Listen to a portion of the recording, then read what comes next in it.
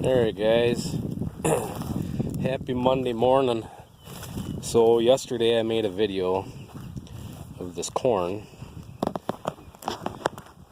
Today is exactly 1 week since I planted. You can see here was a double drop. And there was a double drop. But if you look around here, you really don't see very much of that new seeding coming. What you see is a lot of quack grass and stuff like that, which comes on its own, which I have no problem if that comes in the pasture or in the hayfield because the cows will eat it. But you don't see any new seeding coming here, and this is that field that I worked out. So it's I don't know, it's kind of heartbreaking when you stick that much time and money into working up a field to try and make it smooth, to seed it down because you want it to be in hay, and then you end up planting corn because nothing comes. But now if you look over here, the day after I planted that, I cleaned the drill out in the pasture. I should have made this video a couple days ago before I turned the cows out here because you can see we've got heavy traffic. But you see them rows? You can see all that stuff coming up. This was no-tilled in the pasture, which this should be compacted as crazy because, as you can see, the cows use it as a highway.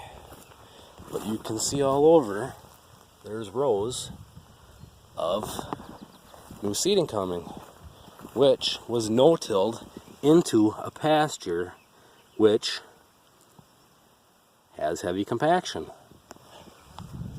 But now out there we have nothing coming. Here and there you do, but I think the problem with that is the seed goes in the ground too deep and it's not coming.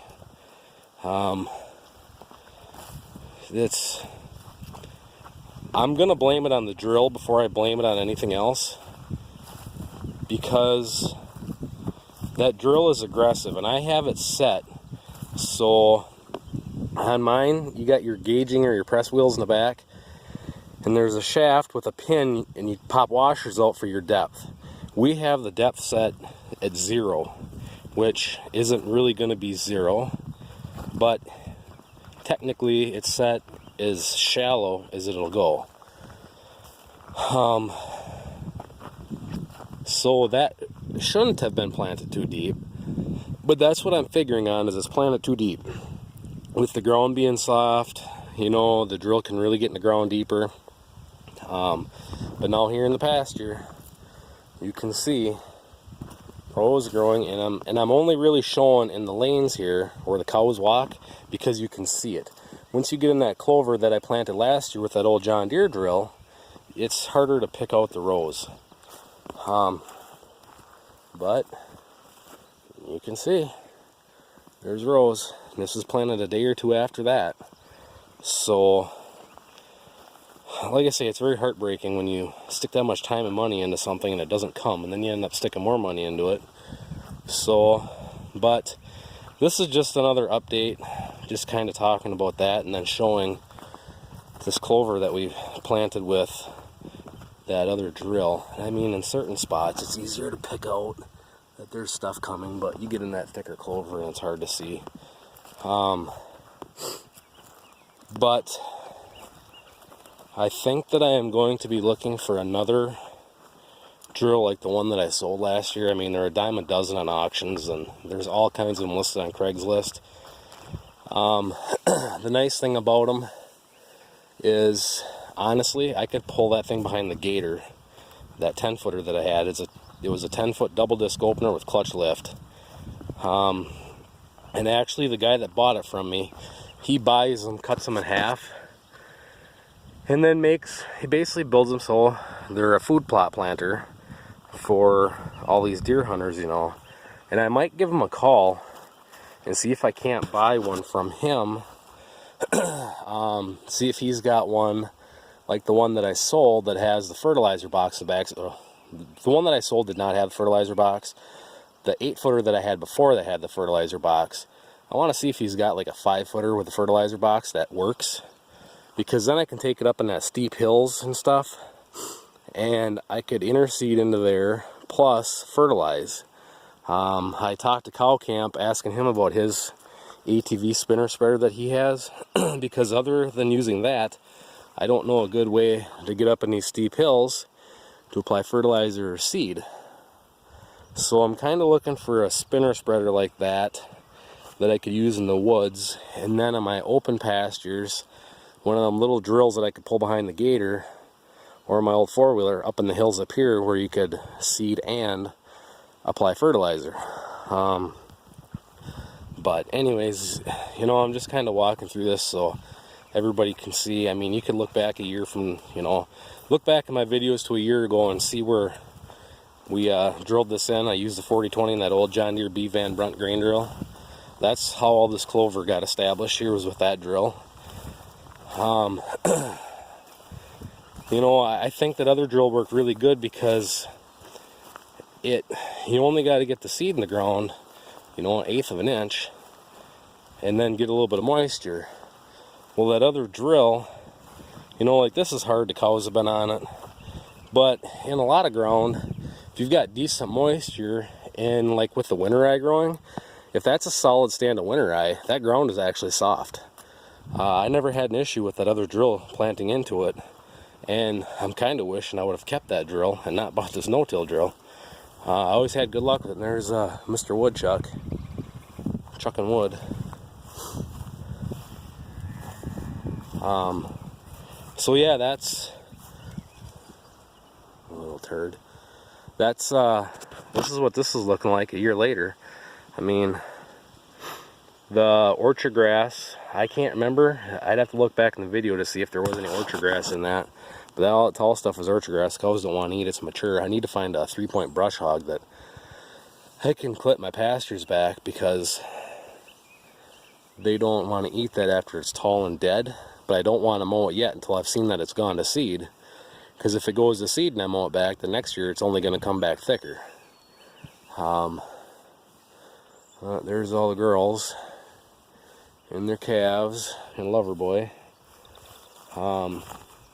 So yeah, that's just a quick, I had some people wanting to see that, comparing that field to this pasture. And you can see we're getting the woods opened up a little bit. Up here, I don't know if you guys can see up in there, you can see that winter rye growing. There's a lot of orchard grass coming on. It's coming too. I spread some seed. I need to spread seed all the way through here, but I like one of them spinner spreaders first, because it takes a long time with a little hand seeder throwing out seed. It'd be nice to get one of them and put a half a bag or a full bag in there and just put her in gear and give her the juice and go. But yeah, there's the cows. I gotta pan my surroundings for Soybean Farmer. He likes my hills and I like his flat ground. So that's just what's going on there. I don't know if you guys can see it on here, but I did cut that hay last night. My zoom will work.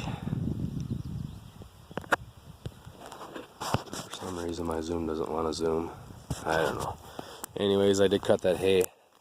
After I finished planting soybeans last night, I figure I'll try and make it rain. And cut hay, and it still says it's not going to rain until Thursday. I don't know if I'll get that hay baled before it rains or not. For right now, it's still in the windrows. Tomorrow I'll ted it. And then if it's dry before it rains, we'll get it baled. If not, it'll be all laid out wide, and I guess it'll get rained on. But a wise old farmer once told me that rain has always made more hay than it's ruined, so I'm not going to worry about it. If it gets rained on, it gets rained on. It'll be cow hay this winter. And obviously I have enough corn planted that if I'm low on hay, I have plenty of corn that I can chop for corn silage. And if it gets dry, I've made mention in other videos that I have swamp bottoms that in a drought, and river bottoms that I can hay if need be. I just don't do it every year because I don't need the hay. And reed canary grass is not the cow's #1 favorite grass to eat, but in a drought year it makes a better turd than a snowball does, so they don't have much of a choice in a drought. But we haven't had a drought now in 4 years, I think. But before that we were in a 10-year drought, and we built a lot of swamp bottom and river bottoms.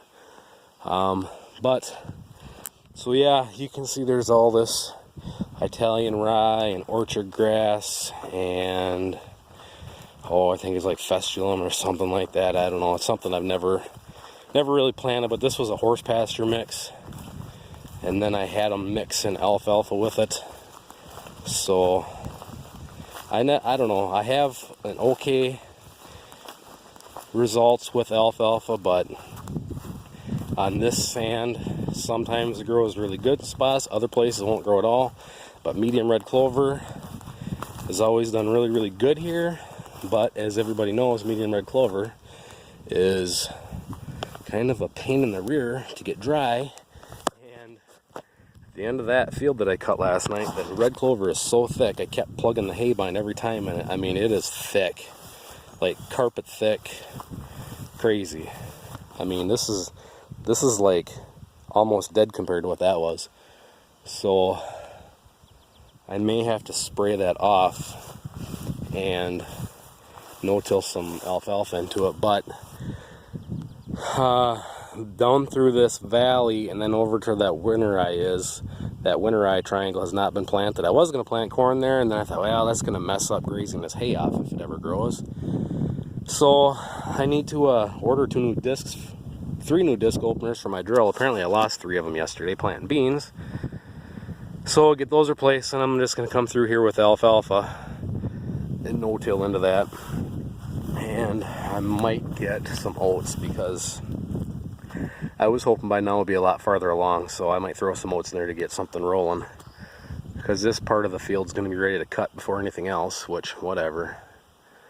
But this too I did when I no-tilled that. This was still in the pasture. I just changed this around because of some other issues that I'm not going to get into. I did no-till some of that stuff into here, because if you guys remember, I outwintered out here, and there's these corn stock piles, which need be, I'll just raise the rake up a little bit so it doesn't grab this stuff. I just saw a big night crawler in there. I don't know where I moved him to now. Oh, he just went down his hole. But I want to keep this stuff here because this is so light and sandy up in here. It's about the best way to build the soil. Actually, mulch hay would be real nice, but apparently in Wisconsin, in this area, nobody sells mulch hay. And if they do have mulch hay, what I consider mulch quality hay, they think it's horse hay. So anyways, it's just a little update on that. Like I say, I think the problem here was the drill was planting it too deep. I don't know, maybe guy would have been better off working the piss out of it and then leaving it sit for a couple weeks and letting the rain pack the soil back down and then planting it. But it's corn now, so being that didn't work out, I changed my plan on what I'm going to do, and we're rolling with plan B. So anyways, that's just a little comparison here. I'll walk through it again so you guys can see what's not growing here. You can see corn growing. They say in about a week I'll come back through, because there's spots where there's nothing coming, but I've dug some of them spots up and the corn is just about ready to pop out of the ground. So found a rock. It's actually shale. If you go up in the hills here, it's just solid shale. So anyways, that's just a little comparison here. So thanks for watching. Comment, rate, subscribe, stay tuned for more, and catch you guys on the next one.